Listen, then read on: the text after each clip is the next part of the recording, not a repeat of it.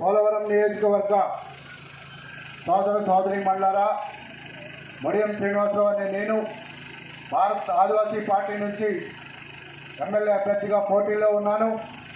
మన ఎన్నికల గుర్తు హాకీ బ్యాట్ అండ్ బాల్. ఈ గుర్తుపై మీ అమూల్యమైన ఓటు వేసి నన్ను ఎమ్మెల్యేగా గెలిపించాలని కోరుతా ఉన్నా. నన్నే ఎమ్మెల్యేగా ఎందుకు చేయాలంటే, ఇప్పుడున్న ఎమ్మెల్యే అభ్యర్థుల్లో ఎవరు కూడా ఈ ప్రాంతం గురించి ఆలోచించలేదు. ఒక ఉదాహరణ చెప్తున్నాను. మనకు గతంలో ఎలక్షన్ జరిగాయి. జడ్పీటీసీలు, ఎంపీటీసీలు అన్నీ కూడా ఏజెన్సీలో జనరల్ చేసేసి అన్ని సీట్లు కూడా నాన్ ట్రైబల్కి కేటాయించారు. అప్పుడు ఆదివాసీ జేఏసీ చైర్మన్గా నేను మరికొన్ని సంఘాలు కలిపి కోర్టును ఆశ్రయించడం జరిగింది. దాని ఫలితంగా మన రాష్ట్రంలోని ఉన్న ఏజెన్సీ ప్రాంతంలో అన్ని జడ్పీటీసీలు, ఎంపీటీసీలు కూడా స్థానిక ఎస్సీలకే కేటాయించడం జరిగింది. నేను అడుగుతున్నా, ఇప్పుడున్న అభ్యర్థులు ఎవరైనా ఈ విషయం మీద అప్పుడు కనీసం పేపర్ స్టేట్మెంట్ అయినా ఇచ్చారా?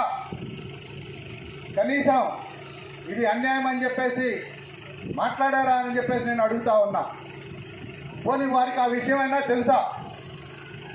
ఏజెన్సీలో జడ్పీటీసీలన్నీ ఎస్సీలకే ఇవ్వాలన్న ఇంగిత జ్ఞానం వారికి ఉందా అని చెప్పేసి మీరందరూ కూడా తెలుసుకోవాలని నేను కోరుతా ఉన్నా. దాని ఫలితంగా ఎన్నికైన జడ్పీటీసీలు ఒకసారి ఆలోచించాలి, ఎంపీపీలు ఒకసారి ఆలోచించాలి. మీరు పార్టీలను కాదు, మీ యొక్క పదవులు శాశ్వతంగా కొనసాగే విధంగా దమ్మున్న వ్యక్తిని మీరు ఎమ్మెల్యేగా ఎన్నుకోవాలని చెప్పి మీ అందరినీ కోరుతా ఉన్నా. ఎంపీటీసీలు కానీ, సర్పంచులు కానీ మన ఏజెన్సీ ప్రాంతంలో ఉన్న పదవులన్నీ కూడా ఎస్టీస్కి రావడం కోసం కృషి చేసిన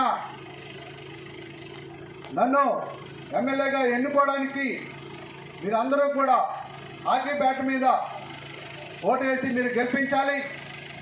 సర్పంచులు, జడ్పీటీసీలు మీ పరిధిలో ఉన్న మీ కార్యకర్తల్ని, మీ యొక్క బంధువుల్ని అందరినీ కూడా మీరు చైతన్యపరచండి. ఎవరైతే మన హక్కుల్ని కాపాడుతారో, మనకి రావాల్సిన రాయితీల కోసం మాట్లాడతారో, మన చట్టాలని కాపాడుతారో వారిని మాత్రమే ఎమ్మెల్యేగా పంపించాలని, ఎటువంటి నాలెడ్జ్ లేని వ్యక్తుల్ని, మన మీద ప్రేమ లేని వ్యక్తుల్ని, స్వార్థపరుల్ని, దోపిడీదారుల్ని దయచేసి అసెంబ్లీకి పంపొద్దు అని చెప్పి ముఖ్యంగా ప్రజాప్రతినిధులైన జడ్పీటీసీలు, ఎంపీపీలు, సర్పంచుల్ని నేను కోరుతా ఉన్నా. జై హింద్, జై భారత్.